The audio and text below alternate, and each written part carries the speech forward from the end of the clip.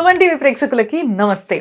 ఈరోజు నేను వచ్చేసిన డాక్టర్ రేవంత్ హెయిర్ క్లినిక్కి. సో నా ముందున్నారు డాక్టర్ రేవంత్ గారు, dermatologist and hair transplant surgeon. So ఈయన దగ్గర చాలా ట్రీట్మెంట్స్ ఉన్నాయని చెప్పి చాలామంది రకరకాల ప్రాబ్లమ్స్తోని ఇక్కడికి రావడం జరుగుతుంటుంది. సో ఎలాంటి ప్రాబ్లమ్స్తో వస్తారు అండ్ ఎలాంటి ట్రీట్మెంట్స్ ఇక్కడ ఉన్నాయి అని ముచ్చట ఈరోజు మనం మాట్లాడతాం. సార్ నమస్తే. సో సార్, బేసిక్గా చాలా క్లినిక్స్ ఇలాంటివి ఎన్నో వచ్చేసినాయి మార్కెట్లో. ఎవరి దగ్గర పోవాలన్నది ఒక కన్ఫ్యూజన్ ఈ రోజులలో. సో బేసిక్గా ఇప్పుడు నేను ఒక దగ్గరికి వెళ్ళి ఒక ట్రీట్మెంట్ చేయించుకోవాలి, నాకు జుట్టు ఊడిపోతుందనో లేకపోతే డాండ్రఫ్ కనో దేనికో ఒకదానికి, అప్పుడు ఫస్ట్ ఆఫ్ ఆల్ ఎట్లా చూస్ చేసుకోవాలంటారు? అసలు ఏం చూడాలి ఒక క్లినిక్కి వెళ్ళాలంటే? మీరు అన్నట్టు మల్టిపుల్ హెయిర్ ట్రీట్మెంట్ క్లినిక్స్ అనేవి చాలా వచ్చాయి. So first and foremost as a clinician, as a doctor నేనేం బిలీవ్ చేస్తానంటే, ఫస్ట్ మనం ప్రాబ్లం అనేది డయాగ్నోస్ చేయగలగాలి. హెయిర్ ఫాల్ అనేది ఒక కామన్ కండిషన్ అయిపోయింది అండ్ దీనికి ట్రీట్మెంట్ చేయడానికి వచ్చే క్లినిక్స్ కూడా చాలా ఎక్కువైపోయాయి. సో ఇప్పుడు డాక్టర్స్ కాని వాళ్ళు లైక్ బ్యూటీ హెయిర్ క్లినిక్స్ వాళ్ళు కూడా హెయిర్కి ట్రీట్మెంట్ ఇస్తున్నాను అని ప్రమోట్ చేస్తారు. సో బేసిక్గా ఒక మన పేషెంట్కి అర్థం అవ్వాల్సింది ఏంటంటే, who is a trichologist. Trichologist అనే వాళ్ళు, ట్రైకోస్ ఈజ్ హెయిర్.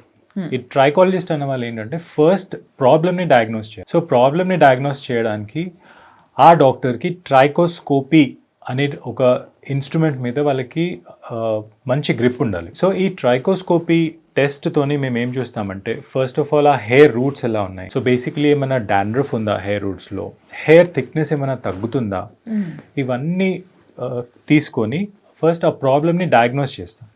సో ఈ ట్రీట్మెంట్స్లో కూడా ఒకవేళ ఆ సెంటర్, ఆ డాక్టర్ మీకు అన్ని ట్రీట్మెంట్స్ని ఆఫర్ చేయగలుగుతారు.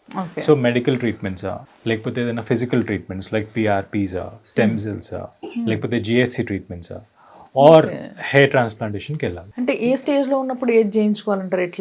ఎట్లా డిసైడ్ అవుతుంది అది? ఎస్పెషలీ అబ్బాయిలకి మేము గ్రేడింగ్ చేస్తాం. సో ఆ గ్రేడింగ్లో 7 స్టేజెస్ ఉంటాయి. సో ఫస్ట్ 2 or 3 స్టేజెస్లో ఆల్రెడీ హెయిర్స్ ఉంటాయి. సో మనం ట్రాన్స్ప్లాంట్స్కి తర్వాత హయ్యర్ లెవెల్ ఆఫ్ ట్రీట్మెంట్కి వెళ్ళాల్సిన అవసరం లేదు.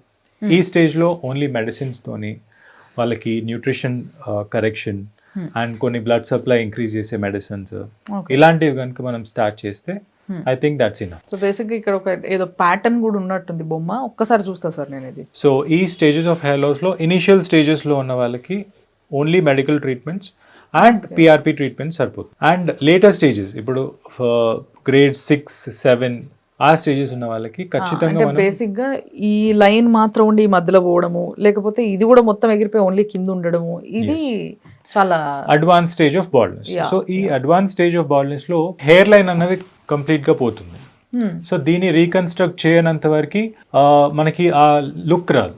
సో హెయిర్ లైన్ రీకన్స్ట్రక్ట్ చేయాలంటే హెయిర్ ట్రాన్స్ప్లాంటేషన్ చేయాలి. అండ్ చాలా వరకు నేను ఒక ప్రాబ్లం చూసిన సార్, హెయిర్ ట్రాన్స్ప్లాంటేషన్ చేయించుకున్న వాళ్ళల్లో కనిపించిన ఒక కామన్ ప్రాబ్లం, పెట్టించుకొని వచ్చిన తర్వాత జుట్టు కొన్ని రోజులకు అది పెరుగుతూ ఉంటుంది.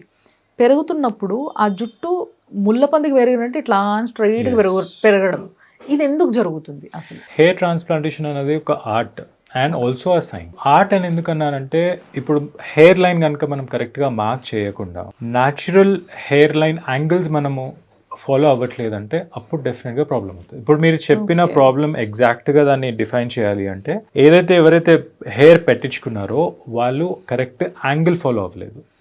జనరల్గా ఫ్రంట్ లైన్లో 15 degrees angle, 15 degrees is a very less angle. ఆ యాంగిల్లో హెయిర్ పెట్టకపోతే 60 degrees పెడితే అప్పుడు ఆటోమేటిక్గా అది స్ట్రైట్ పెరుగుతుంది. సో హెయిర్ పెరుగుతుంది కానీ వాటికి ఒక అందం ఉండదు, ఒక బ్యూటీ ఉండదు. సో దాన్ని మనం ఈ చిన్న మైనర్ థింగ్స్, ఇవన్నీ ట్రాన్స్ప్లాంటేషన్లో మైనర్ థింగ్స్, ఏ ఏరియాలో ఎంత డెన్సిటీ పెట్టాము, ఏ యాంగిల్లో పెట్టాము, తర్వాత ఏ హెయిర్ టైప్ యూజ్ చేసాము, అది కూడా ఇంపార్టెంట్. ఇప్పుడు హెయిర్లో గ్రాఫ్స్ అంటాం వాటిని, అవి సింగిల్ గ్రాఫ్స్ ఉండొచ్చు, డబుల్, ట్రిపుల్ ఆర్ 4 గ్రాఫ్స్ ఉండొచ్చు. 2 grafts 3 grafts హెయిర్ని మనం ఫ్రంట్ లైన్లో పెట్టామనుకోండి, కంప్లీట్గా అన్యాచురల్గా కనిపిస్తుంది. సో ఫ్రంట్ లైన్లో మనము నార్మల్ సింగిల్ రూట్స్ పెట్టాలి. సో ఇప్పుడు మనం నార్మల్గా ఎవరైనా హెయిర్ ఉన్న వాళ్ళని చూస్తే this is the normal pattern, 15 degree angle, తర్వాత సింగిల్ హెయిర్ రూట్స్ ఉండడము, తర్వాత అంతా ఇర్రెగ్యులర్ ఉండడం. ఈ ప్యాటర్న్స్ అన్ని ఫాలో అవ్వకపోతే అన్యాచురల్ గా కనిపిస్తుంది అండ్ అక్కడ ఏదో చేశారు అన్నది కనిపిస్తుంది, తెలిసిపోతుంది. సో యాక్చువల్ హెయిర్ ట్రాన్స్ప్లాంటేషన్ ఏంటంటే, no one should be able to identify. మీరు పెట్టించుకున్న ప్లేస్లో ఐడెంటిఫై చేయొద్దు, తీసిన ప్లేస్లో కూడా ఐడెంటిఫై చేయొద్దు. That is where the art and science plays a combination role. So hair transplantation అనేది సేఫ్ అంటారు మీరు? Yes, it is completely safe. Why? Because local అనెస్థీషియాలో చేస్తాము, okay, and all the precautions needed for surgery అనేది తీసుకుంటాం కాబట్టి it is a very very safe surgery.